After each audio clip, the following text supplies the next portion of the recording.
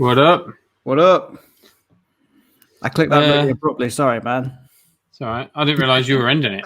I thought we were just going to let it roll out. I don't know. So, welcome back, everybody. Welcome. Another episode. Lockdown life, living it.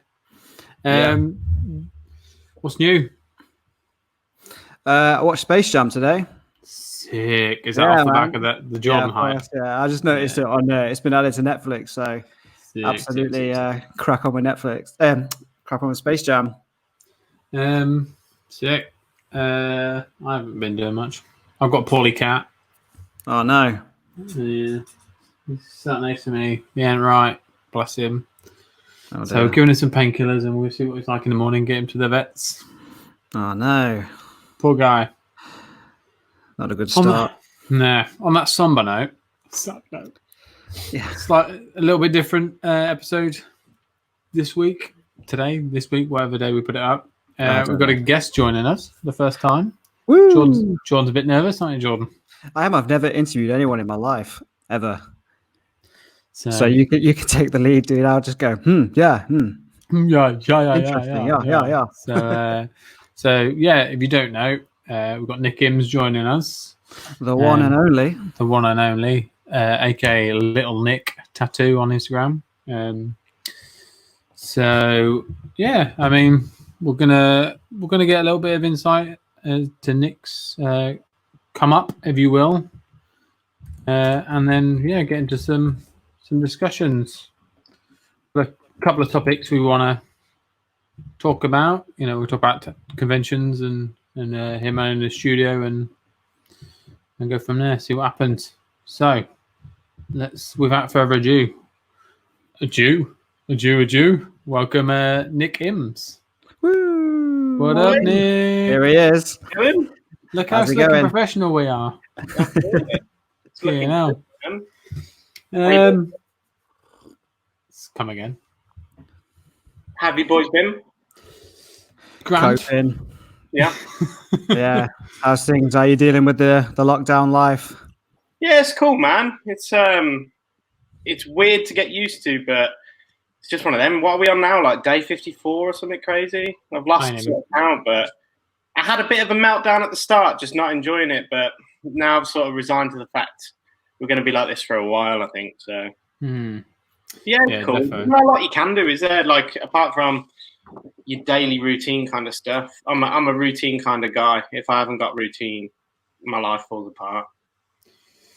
Yeah, I feel yeah. But then I've got a 13-week-old baby, so there's no routine with that. The routine is challenging at best.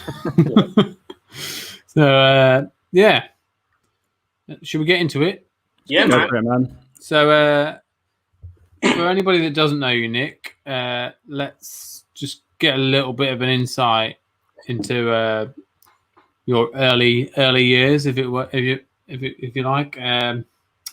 Your first exposure to tattoos and tattooing. To be fair, I wanted a tattoo from when I was really young, but I was a very baby faced for a long time, and I was the one that waited till I was 18. All my pals got them beforehand, and I was lucky, to be fair, because I managed to get booked in at when you have like your local shop, which is the decent shop. They've got a crazy waiting list, but I was lucky to get in for my first one, and it was easy from there. Really, I fell in love with it because it was a shop that sort of showed me it wasn't just your lick and stick off the wall kind of work. You could, I don't know, like you could put artwork on people. That was something I never even imagined. I just thought it was, you'd walk in, pick something off the wall, and that was kind of how it worked. And then when I saw people painting in a studio, it blew my mind, really. I was kind of confused that I didn't know that side of tattooing even existed at that point. I just assumed it was just biker gangs and cool dudes with tattoos. This is the only reason I got tattooed, was I thought it was cool. I'm pretty sure that's why we all got tattooed. Absolutely. So, still hasn't proved that I'm cool though. So how, like you say, you waited a while. Like, how old do you think you were when you first sort of exposed to it? Possibly like maybe I was like 13, 14 when I sort of realised what tattoos were. I saw them on people as a kid, but then when I used to skate quite a lot, and then obviously used to skate with a bit of an older crowd, and all of them just had some gnarly, terrible tattoos. But they said, like, to me, they were amazing and didn't care at all. Just like a terrible, squiggly tribal dragon on their arm. It was cool to me. Some full-on kitchen wizard. Yeah, that's it, man. The best. So, what was the sort of progression from getting tattooed and being into them to deciding that you wanted to start tattooing? Again, it all just fell into place for me. Really lucky. It was at the studio where I got my first tattoo. They were looking for an apprentice, and I just sort of showed them my work, my portfolio of like terrible 16-year-old drawings. Fuck, I found some of mine. Oh man, not long ago. Older, and it's embarrassing. I might post them, to be fair, just to show that you can progress. Yeah, mine were fucking dog shit. Yeah, there's no messing around. You need to keep your old stuff because you need to remind yourself that you with hard work and just repetition, you will get better at things. There are very few that are naturally gifted, but a lot of people have just had to work hard. That's how I think though that a lot of those people that are naturally gifted, they plateau really quickly, and they come across like those stumbling blocks. Like they'll be like super sick, like one style, and then like the minute someone tries to challenge them to do anything different, they're like, "Oh fuck!" and it falls to pieces. That's true. Absolutely. Yeah, you get like a fast progression really quick, and everyone freaks out, like, "Oh my god, who is this?" And then 2 years, 3 years in, and then nobody. Drops off. Yeah, happened with me. I'm still waiting for it to happen with me. One of these days, mate. One of these days. One of these days. So, you ended up going through what I would say is probably a studio that that seems to sort of has launched quite a few people's tattoo careers. Painted Lady. Sort of, how did that come about? Talk us through your experience there. Yeah, I would for sure agree with you on that one as well. Like Painted Lady is one of those studios that they've progressed some crazy artists from there. So many good artists from the Midlands have come from Dawn helping. She's the nicest lady on the planet. And when I met her for the first time was at Doncaster Racecourse. Remember when they were doing? Do they still do a tattoo show? Oh, the Jam. Yeah. So I was getting tattooed there by one of my old friends, and basically it sucked. And while he was going for a break, I legged it to Dawn's station to see if I could borrow some Vaseline because it was just horrendous. And then my friend Matt Yule was working there at the time, and he said, "Oh, Nick's looking for a studio to go working," because I was like in between studios, and she just asked to look at my work, and then asked me to come over, and one thing led to another, and then got to work there for, I think I was there for just shy of 3 years, like 2.5 years. Yeah. Like if I didn't want to open my own studio, I never would have left. It's one of the coolest places I've ever worked, and Dawn's so supportive, and I think the reason why that studio is known for artists sort of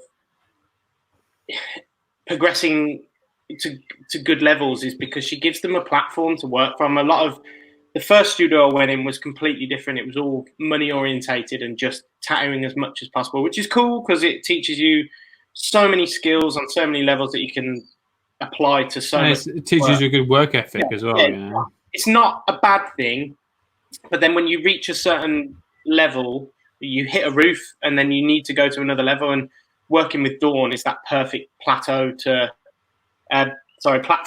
to jump off from, because she pushes you to do conventions, get into magazines, photograph your work properly. I never thought about taking a proper photograph before. I just assumed it was a quick click and then just next one. Like I was used to doing 2-hour appointments and 5 of them a day. 6 days a week. Yeah, man, that's a lot. And she was like, you can do whatever you want. You can do, and then that's when I moved to day sessions. I'd never done a day session before I moved to hers, and she was like, just do one person and do like a portrait or something. At that point, I didn't even do black and grey. I did. I'll have to dig some old work out for you, but it was like new school and neo trad. I think you posted something not long ago. Yeah, let me see if I can find it. I looked back recently, and some of the stuff I was like, and I'm still into that stuff. It's just, you find something that you like and you hit your groove and you just sort of get into it. I was when my first studio where I was at, they were always kind of against doing one style, and I agree. When you're starting out, you should dip your toe in everything and get stuck in. But once you find your happy place and where you want to go with it, you can deviate from that, of course, but just get stuck into one thing and see how well you can perfect that one style. In my eyes, that's sort of where we've got to these days. That's definitely sort of the road I've been ploughing down the last few years, you know. It's not right.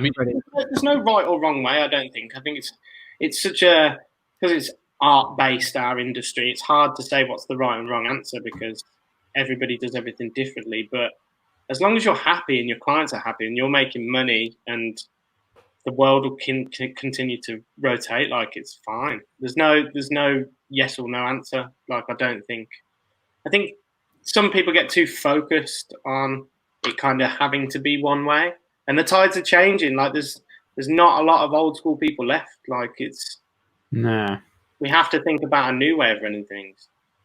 They're kind of getting, a lot of the older generation tattooers are getting squeezed out a little bit. Yeah, but there are some that are adapting and continue into tattoo and smashing it. So it's just how you want to approach it, really. There's negative to new people coming in, but there's also a positive in that, for sure. I can't find it, Nick. I can't find it. Hang on, let me see if I can find it. I've been scrolling like mad and I can't find it. Oh, Andy's famous Google ability. Google skills. Yeah. I suppose it all boils down to an eagerness to learn, doesn't it? Really, that you can have that as a beginner, you can have that as a veteran, and you can't have it as a beginner. Some people come in and whatever. I don't think half the time I knew what I was doing. I still don't.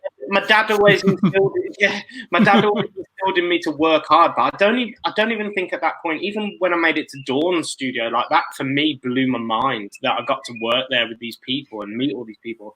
I didn't really know what I was working towards. I still don't know what I'm working towards, but like you said, that eagerness to learn and meet new people and see what they're doing and take that into your own work is kind of how it works. See if you can see this. That was an old one of mine.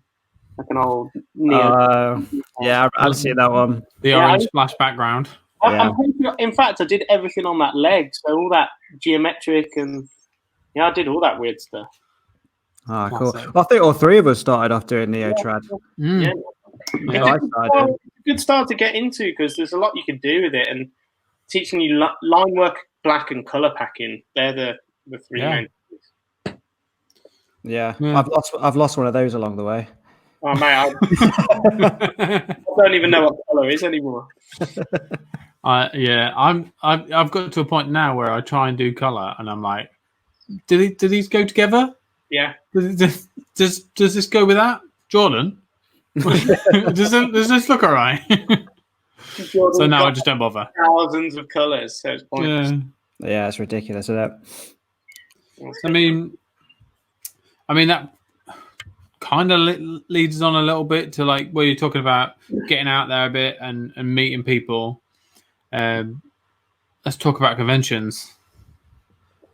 What do you want to know about it? I mean, what was your first convention? It's probably a good place to start. Tea Party, to be fair. That was my very first convention. Do you know which year? Can you remember which year? Oh, you've got to be talking. What are we in that? Maybe 2014, 2015? Yeah, what are we in 2020? I'd probably say 2015 would most likely be the right answer, but my memory's awful. But yeah, that was with Dawn. That was just me and Dawn went, and it was terrifying. I think I did a cover-up on the first day. I did a Japanese dragon cover-up. I had no idea what I was doing at conventions. I didn't know the rules at that point. I didn't know what was good to do at a convention. Well, this is what we were, we were talking about before, Jordan and I. We were trying to like think of things we could discuss, and like conventions were like seems like a good topic because like I think a lot of younger artists or people that haven't started conventions yet are kind of look at it and be like, it's super intimidating. Yeah. Like they don't know what the etiquette is. Yeah. They don't know like what they're supposed to do, who they're supposed to talk to, who they're not supposed to talk to. Man, do you remember going to conventions and just being terrified to talk to artists? I'd just stand at their table, smile, and if they turn around, go and walk off. Pick up a sticker and go, oh. Yeah. Oh, man, it's so crazy to think that. And then when you get to work them and you get to talk to other artists, you realise that they're just human beings as well. Like you do definitely put certain artists that you look up to on a pedestal, and you're terrified of them. I was personally. Like I was scared to talk to people. But then once you get your toe in and you work one of them, you realise that they're just doing the same as you, man. They're just going to work and do the best that they can do. They still struggle with cling film. Yeah, 100%. They're still borrowing gloves. They're still using Tridine, borrowing somebody else's stuff. Still a drunk client that won't sit still. That's it, man. Well, that's the thing that calmed me down when I started doing conventions. I can't remember who it was, but it was some big name. And I glanced over and I could see them struggling. Like, the cling film, and I was like, oh, it's cool. We're all the same. It's not just me, yeah. It's the pain of everybody's life, man. Absolutely. Yeah, Tea Party was my first one.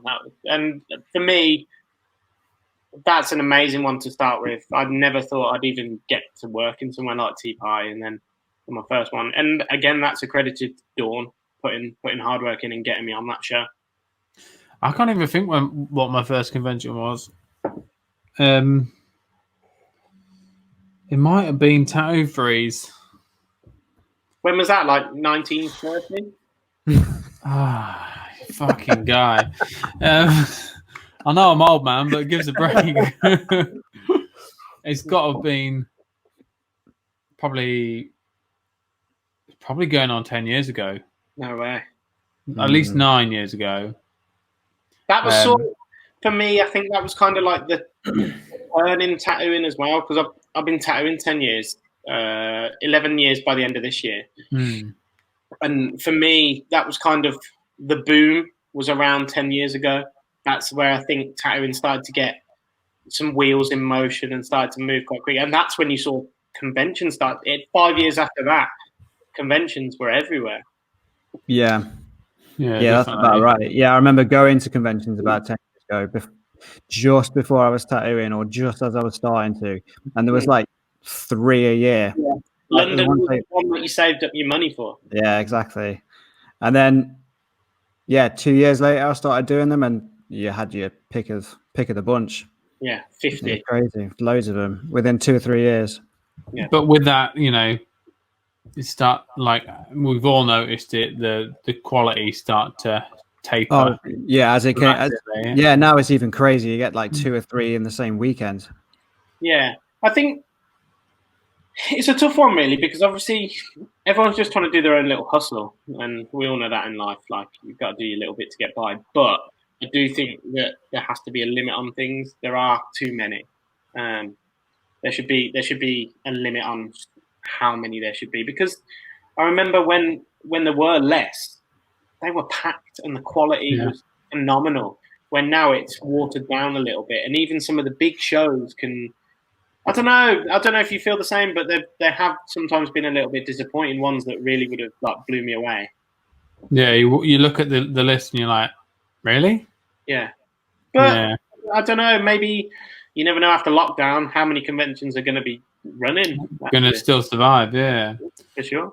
Well, I mean, with that, like, how do you feel about awards? Is that like, do you think now that they still hold the same weight? Are they completely worthless? Or are they any Yeah, again, that's another tough one, because it's harsh to take it away from somebody if you say, like, maybe that award doesn't mean as much because it's a smaller show, or because I mean, awards. We all know that. How can I put this? They don't. We They all don't matter really. Yeah, they don't matter, but they do matter because I don't know. A lot of the people that enter are competitive. Sometimes it's just in people's nature. I'm a very competitive person. Yeah, Yeah. And I think that also competitive nature will help people get to the places that they want to get in their career. Like there's not a bad thing in having competitive edge, but there's another side to that where obviously being a sore loser is not nice. And I think that's where the sort of argument comes into it, because people that don't win will then say that awards don't matter. But if you've competed and you've wanted to win, like say a prestigious one at a good show, it means a lot to those people. It could be something that somebody's worked towards their whole career. I mean, like if I haven't won one yet and I would like to win one, but say if I won one at somewhere like London, it would, for me, that's the icing on the cake. I don't think there would ever be an achievement in my career where I could top that. I would look back on it in 20 years and be like, holy shit, I remember when I won one at London. Like even getting one judged at London is more than enough for me. So I mean, there's only one of the three of us that knows how it feels, isn't there? That's it. And then me. It's pretty surreal, to be honest. Yeah, man, for sure. Like the caliber of artists, of the people that win awards at those shows are phenomenal, man. So to hold yourself in that group is fucking amazing. But like you said, I think it matters in terms of context when it comes to awards. They might not matter to you, but they definitely matter to some other people. So yeah, but you've got to take it with a pinch of salt, because it doesn't mean that you can then stop trying. You have to keep pushing. And you'll know, Jordan, like when you enter something, you don't think you're going to fucking win. When they stood there judging, you have that horrible sick. You know it doesn't matter, and it's not going to affect you in any way, shape, or form, but you still feel sick. Yeah. I didn't enter at London this year because of how it made me feel last year. Just not because of losing, just I couldn't handle feeling anxious. That's the worst one. Yeah, like, to say it doesn't matter, sick. I must be a little bit wrong, because otherwise I wouldn't get worked up. Yeah. Well, I think people looking at your work as well, and you've tried so hard and you've put your heart and soul into it in hours and hours, especially if you've done a 2 or 3 day piece. You're talking like 20, 30 hours worth of work. Yeah. And for it to be picked apart by some of the world's best tattooists is pretty scary. Like, especially when they put them on the big screens and you can hear mutterings and stuff. And I was in the crowd and I was like, please don't say it's shit. Like, I'll just leave. It's the worst. I mean, I can't even get on London, but it's fine. Yeah. I think I heckled myself when mine went up. Yes, but you see it 10 foot wide, you can spot some things. Oh my god! Yeah. And they always film it with like a potato. And they film it with a Nokia 3310 that they threw around the room. That's the worst.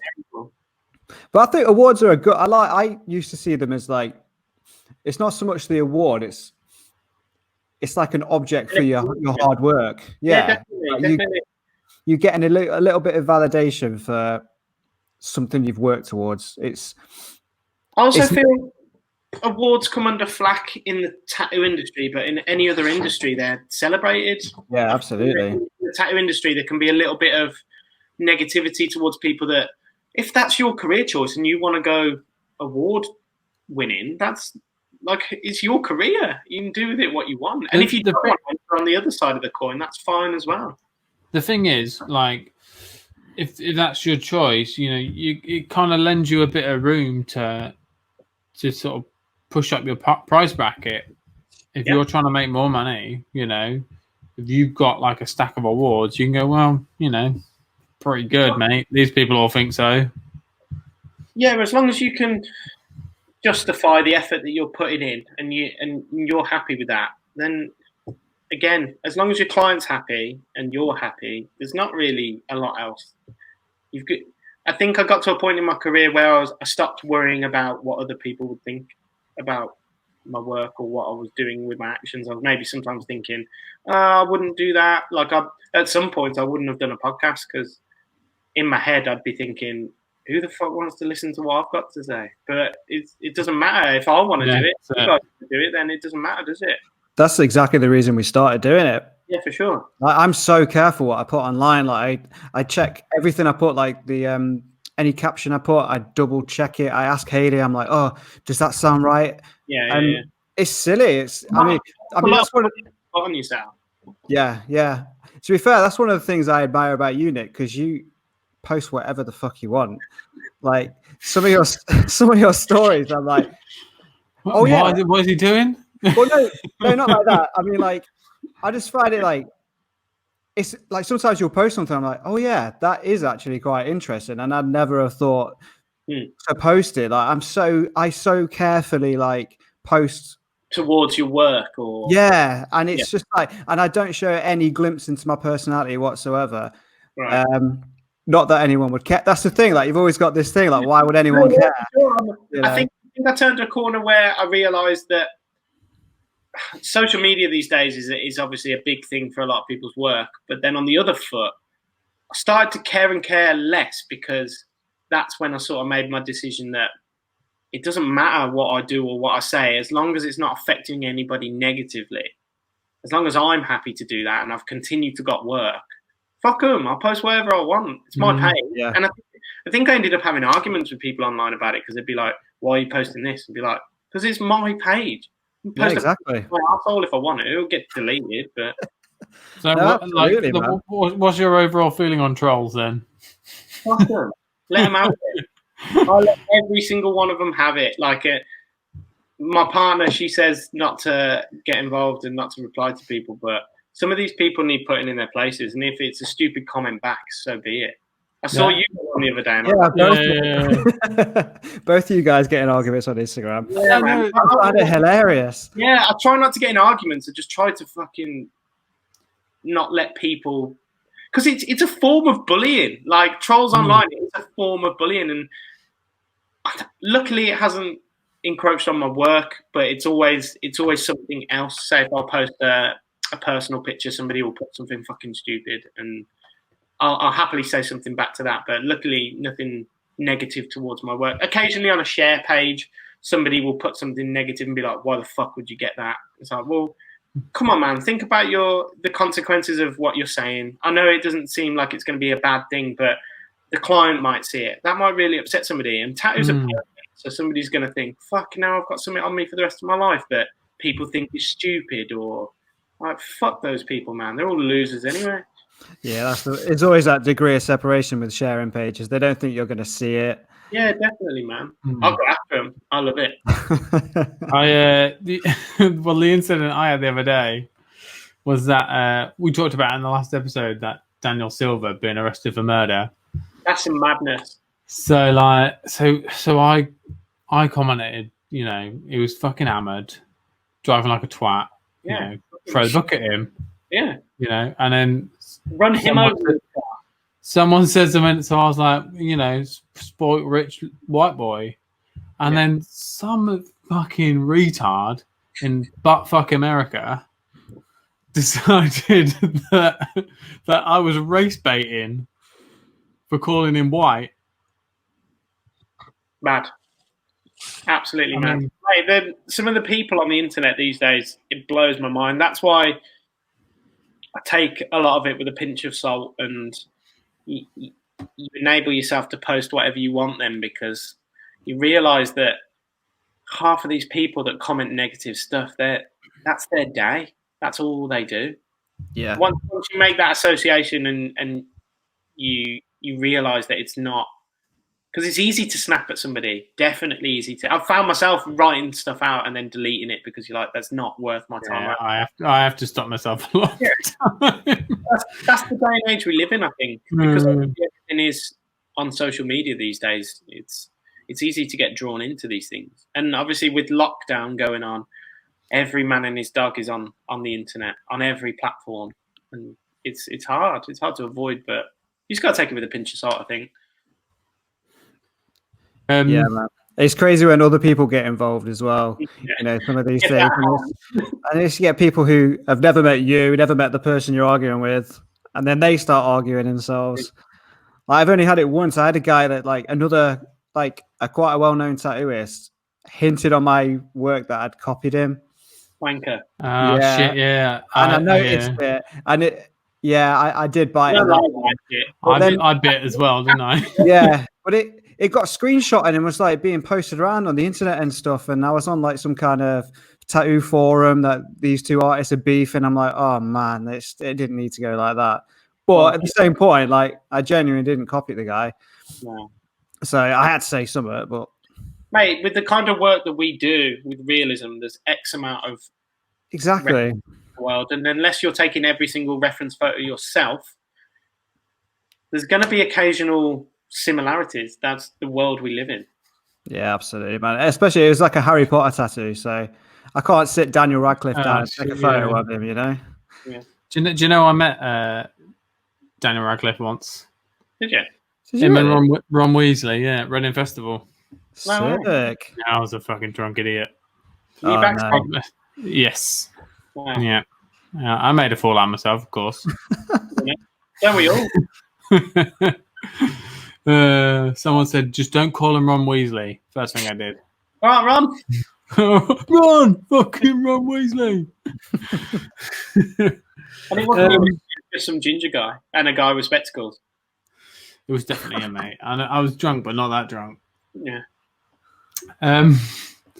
So switch back to the convention side of things quickly. Have you got any horror stories from your years of doing conventions? I probably said the worst one I ever had was supposed to be working a convention in Portsmouth, I think it was. I think it was one of my early ones, and the venue got rained off, and we ended up doing it in a school sports hall. Man, it was so bad.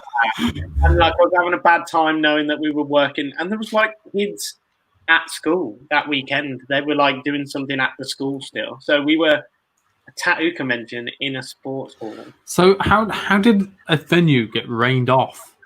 I don't know. I don't know whether they had like issues with a leaky roof or that. I never even asked. I just went, yeah, cool, man, that's fine. And we went there, and I was unpacking. And this was the days when I did colour, and I had all my colours in a bag, and the black had exploded over everything because it was the days where I hadn't learned to wrap things up or just didn't know about cling film around my ink bottles at that point.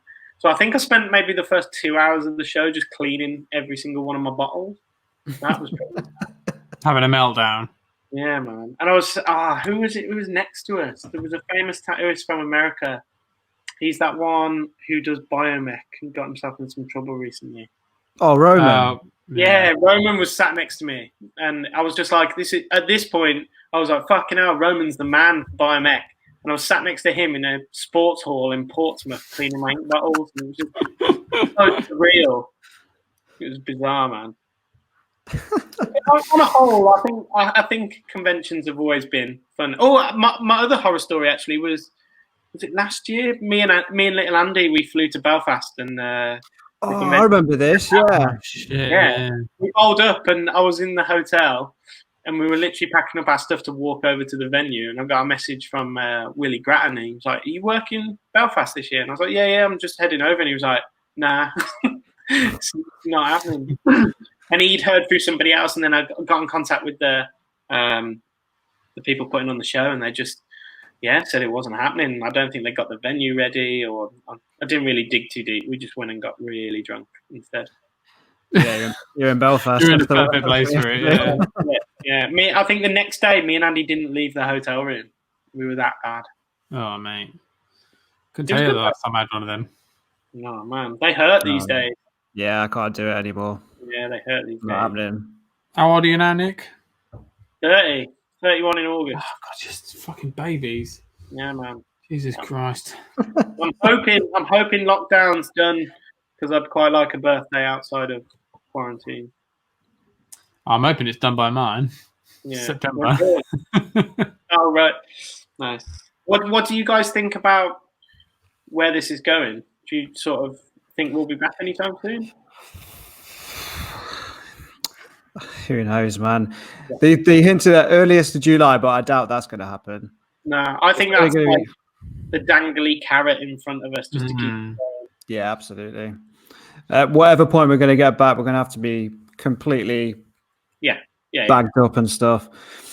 We're going to have to split the studio up, I think, and have minimal people in.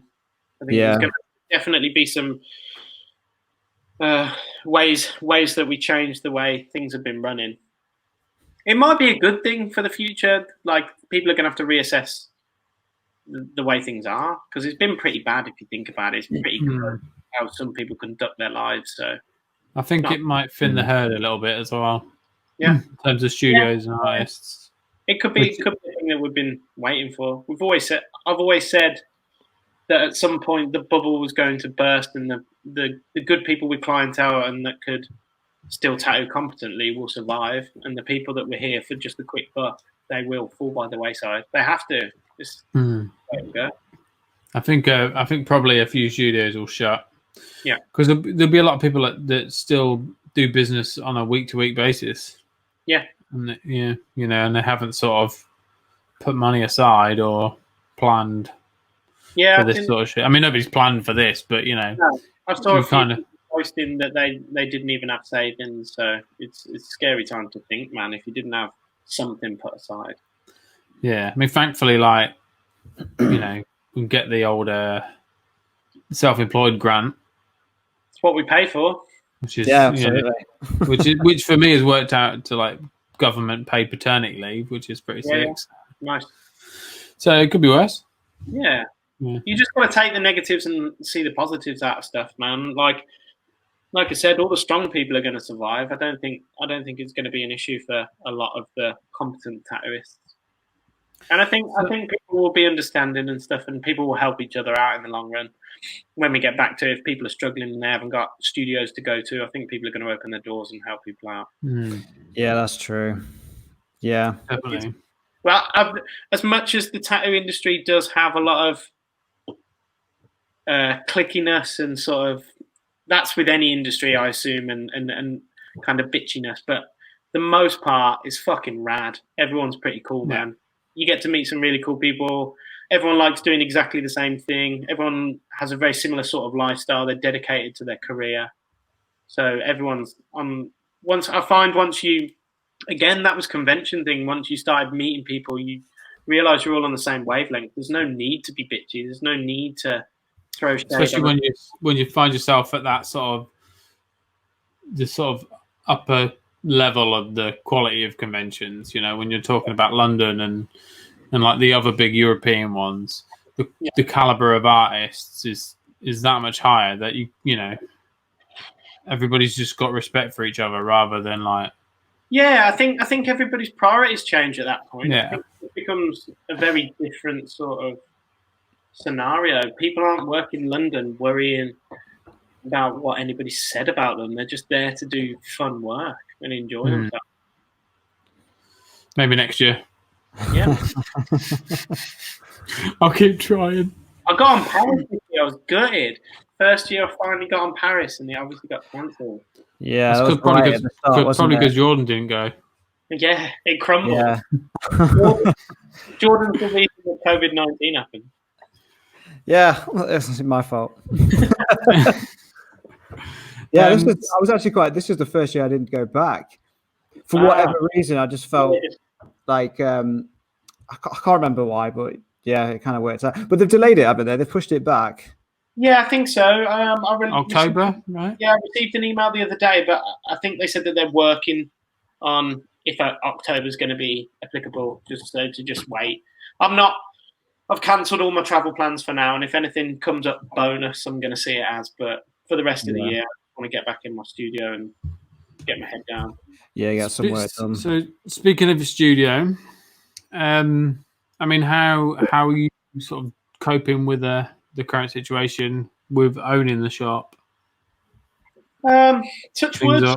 It's hard, but it's something I was prepared for. I'm quite lucky. I'm a bit of a saver, so realistically, we're okay for a while, which I can count myself to be one of the lucky ones. And we received the government grant, so that again helped pay bills and stuff. But if it goes on for a long time, we'll have to again restructure and stuff. But for the time being, it's cool. And everybody that works for us is cool as well. Everyone's doing okay, which is nice. They were my biggest worry, because obviously there's 7 people that work there now, so I wanted to make sure that everyone's okay. Yeah, it's a big responsibility, isn't it? When you're sort of... Yeah, it was scary. It was scary to say to people that they couldn't come to work.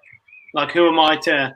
Because at that point we hadn't been told to close. We sort of all had a meeting in the morning. It all happened very quick, I think. Yeah. We all sort of knew it was coming, and there was talk about whether it was going to be a big thing. And I was kind of trying to play it low because I didn't want everybody to get worried. But I think at the back of my head, I always knew it was going to go quite bad.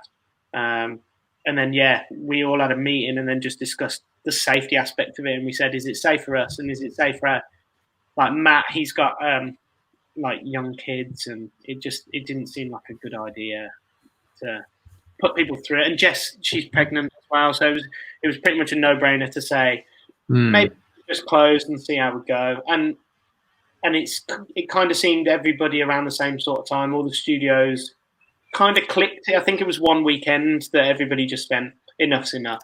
Yeah, so, I mean, I did like the 21st of March was my last day. Yeah, and I just called it there, and better safe than sorry. And yeah, if it was going to be short term, we'd be back now. So yeah, I think we all definitely made the right decision.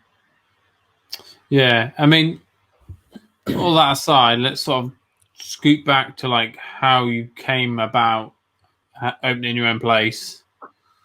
Like, what was your just driving force behind that? You know, I think when I started tattooing, I made two sort of goals for the future, and that was to open my own studio and work London Tattoo Convention. Funny enough, they've always been my 2 goals. Nice. You know, still haven't happened. Very achievable, friend. Very achievable. But yeah, it was just kind of like I said, because I worked at Dawn's, I didn't ever want to leave. It was a really happy place for me. I loved working there, but because I'd set that as my goal, I'm kind of a little bit autistic, and once I have something in mind, I have to work towards it. I can't deviate from it. So yeah, it happened very quickly. Just found a property and just went for it, and just worked hard. That's all. If you ever want anything, you just have to work hard towards it. Like we scrimped and saved, got enough money to do it up, and yeah, we did most of the stuff ourselves as well. Like, I think that was a big learning curve, because I knew nothing about getting building work done, or like it was a steep learning curve, but it was fun. It was good to do. And I think if you're going to open your own studio, you've got to do a lot of it yourself. Ask for favors, but a lot of it yourself, like just learning, speaking to your council and stuff. Like, it's important to know these routes of what to do, because if you're going to be a business owner, it's a lot of responsibility on your head. And I was very naive, to be honest, when I opened mine. I had no clue what I was doing. I didn't have internet, heating. It was basically just a chair in a corner and a camera. I mean, it's grown pretty quick, though. How long have you been open now? It'll be 3 years at the end of July. And to go from just yourself to 7 artists in 3 years is it's pretty full on. Yeah, it's gone really quickly. It's kind of snowballed, and we've had numerous artists come and go as well. Like, you know how tattoo shops work. A lot of people come in, a lot of people come out. Luckily, touch wood, there's been no bad blood. Everybody's come and gone happily, and it's been pleasant. But yeah, I'd say in total, I think we've had like maybe 10 people in come and go, including the 7 there.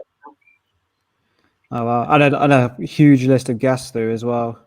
Yeah, that's been probably one of the most fun parts of owning a studio, is getting a say-so of who gets to come to the studio. Like, and people ask all the time. We almost have to like close our diaries for people coming to guest, because we have a crazy amount of people wanting to come, and we try and make it as fun as possible. We go out for food and like try and just have a great time, because for me, when I guested at studios as well, that the studios that I really enjoyed doing it at were those kind of places where they just had fun with you.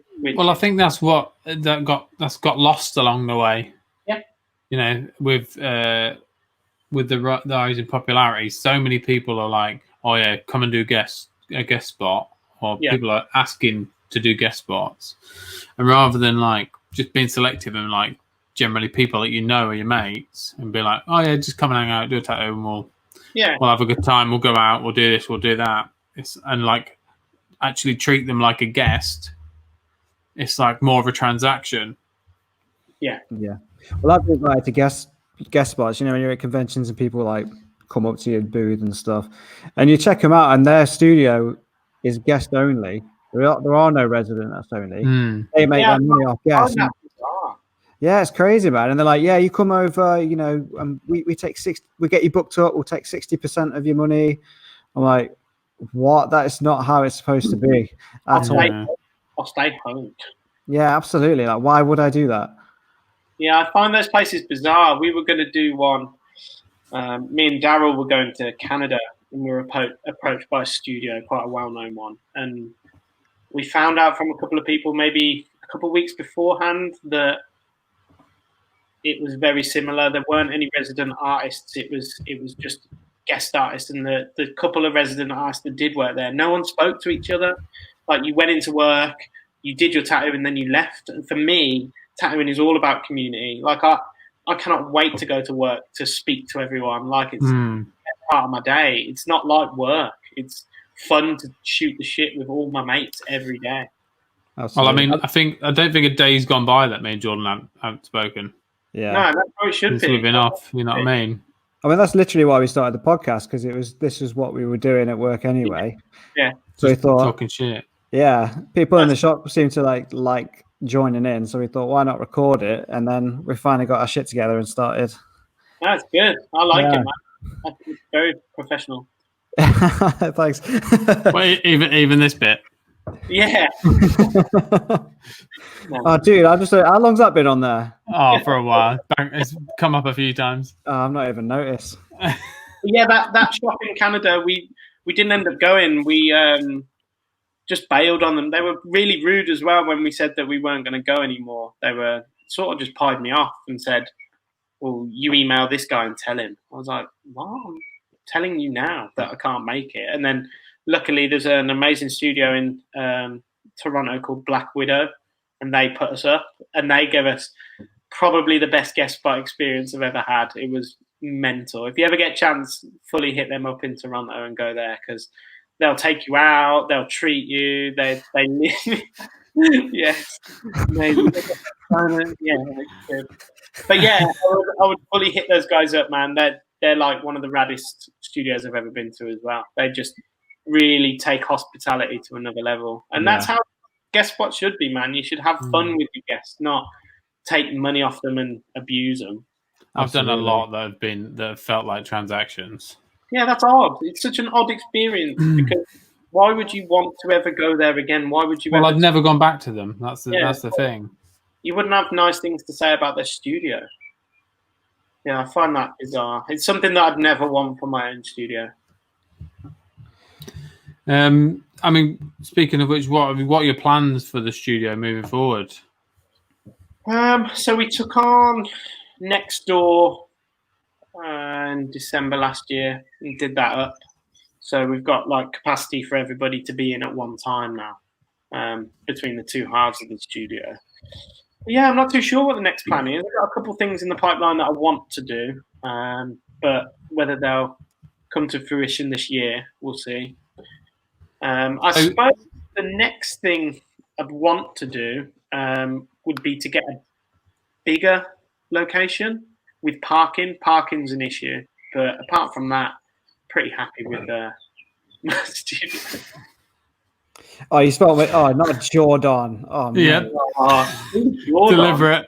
I hate Deliberate, that. mate. He hates it. I hate it so much. The amount of emails I get. Yeah, Jordan. Oh, mate, it drives me crazy. Like, I get emails and people spell my name Jordan. I'm like, my name Jordan's in my email address. So you'd have actually spelled it right to get it to me in the first place. And then to go and spell it, man, it really bugs me. People call me Nick because my email address is Nick Imms, so they just take the I off it and just call me. Oh, mate. Not my name, man. Please don't call me that.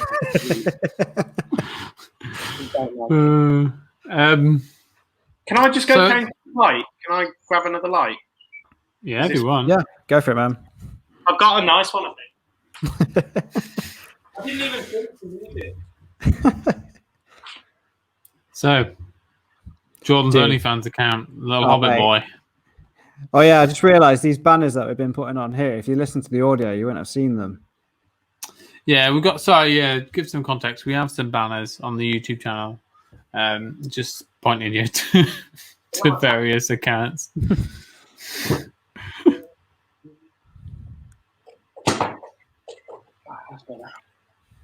can see me now. There we go. Yeah. So, yeah. Sorry, I just don't want to make sure my dog runs in and attacks me. Oh, yeah, your new dog. Yeah, man. That's Little so cute. Ian, is that what you called it? Yeah. Amazing. Yeah, he's cool, man. What kind of dog is it? It's a Shiba Inu. Oh, yeah. Little Japanese thing.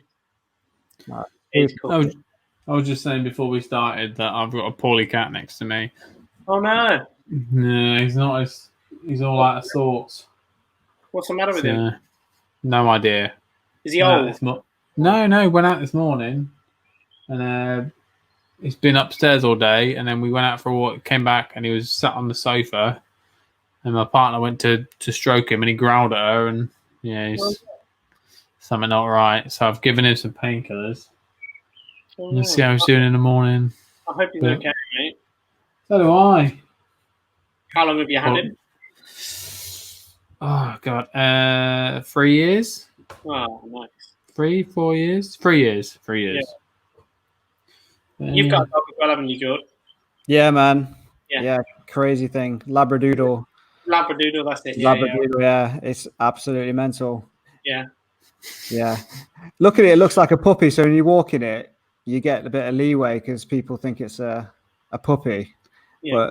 But she's fully grown and we just can't control her. I mean, in terms of like a breed to go for that would like misbehave, you've got one of the worst. Oh, yeah, for sure. Like, we did a bit of research and I read somewhere that they were really calm and, good with kids. And then I took that as gospel, and it was it could have been any further. She is great with kids, though. That's we've got 2 little ones, so that's the major thing. You don't want anything too crazy with kids. Yeah. Oh, he's moving. Oh, that's good. You all right, Alf? You all right, mate?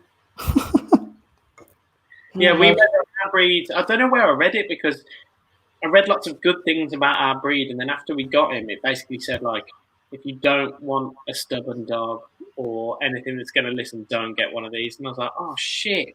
Yeah, it's always afterwards, isn't it? You see all the actual.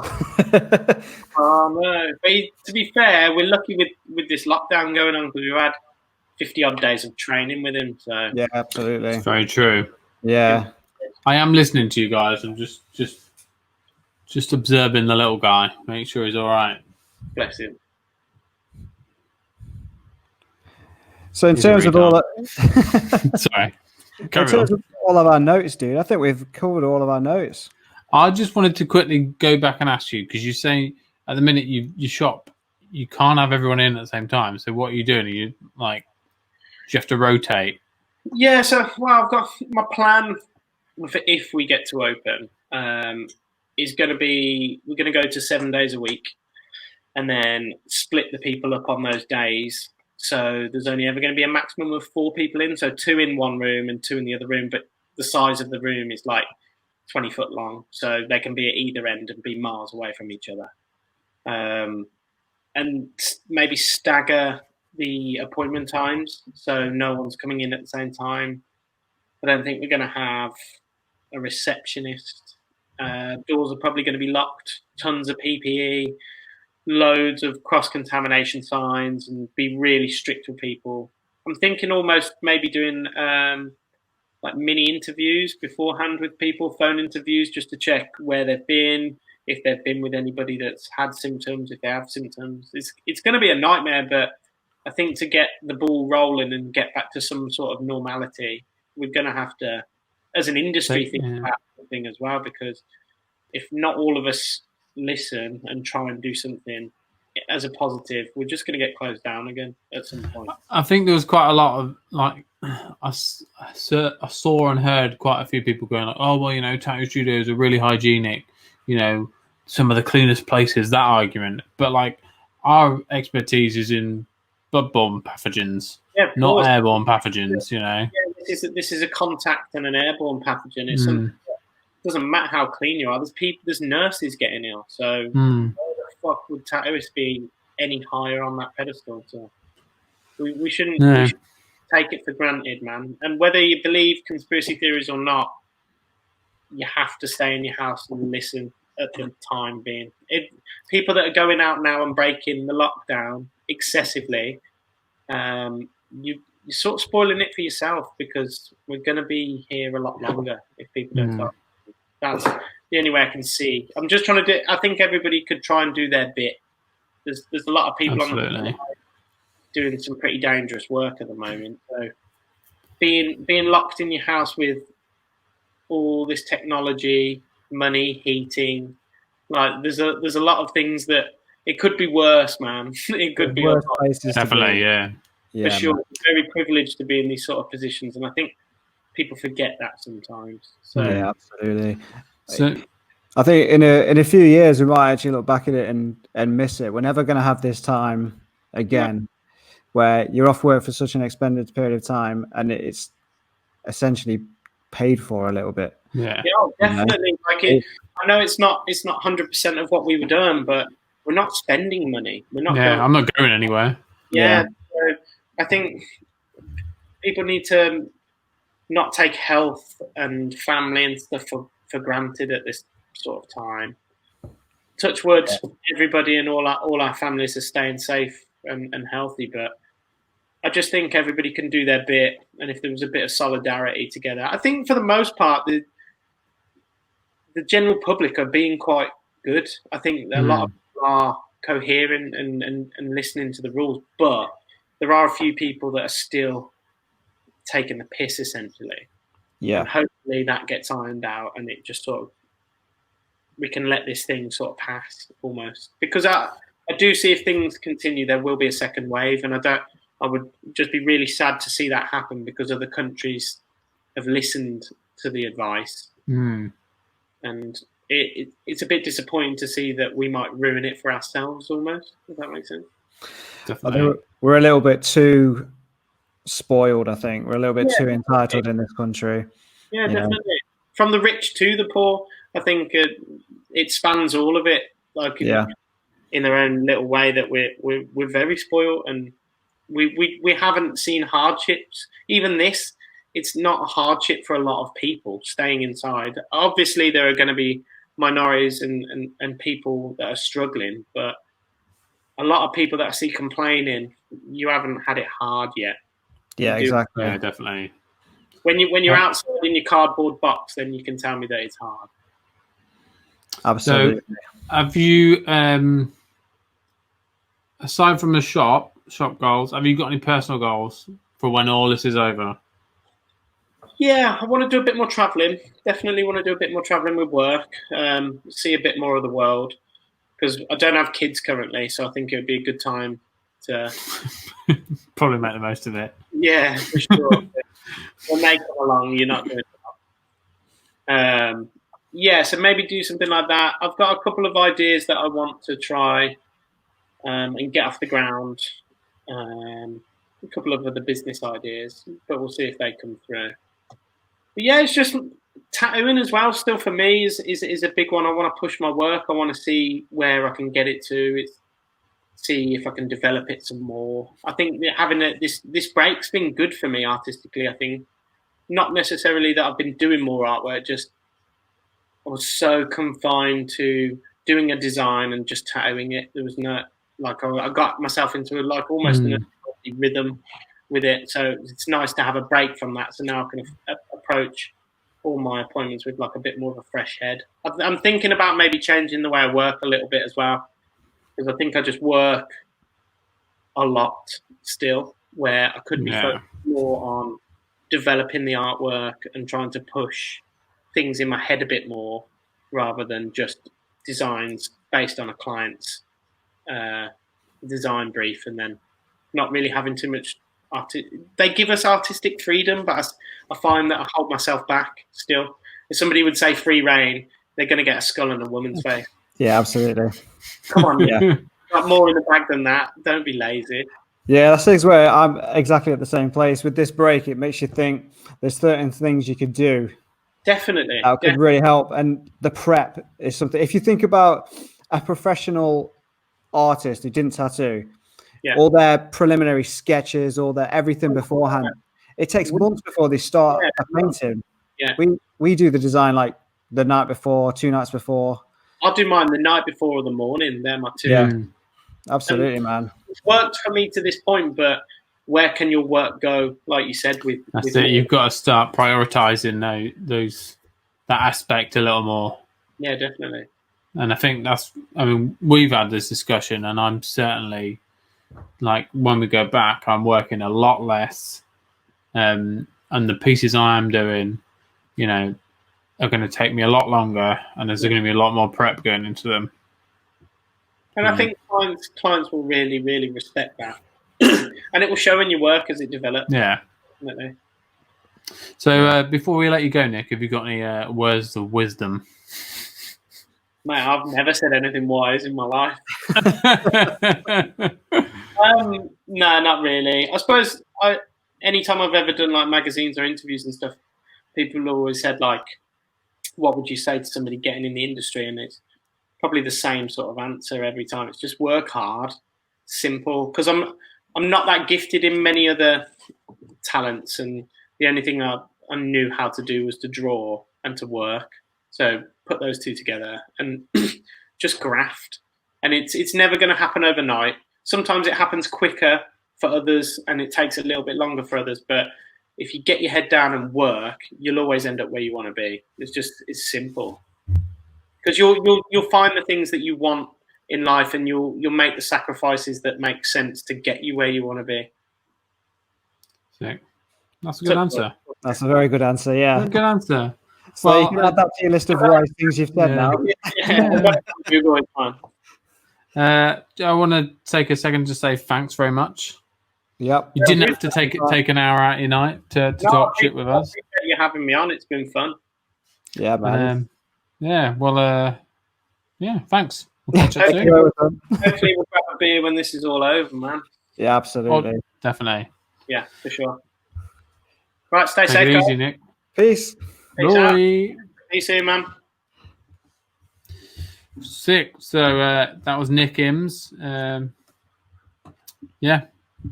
If you got a second, subscribe to the channel, like this video, give it a thumbs up, leave us a review on iTunes if you're listening to this. It really helps. Awesome. We'll see you next time. See you later. Bye.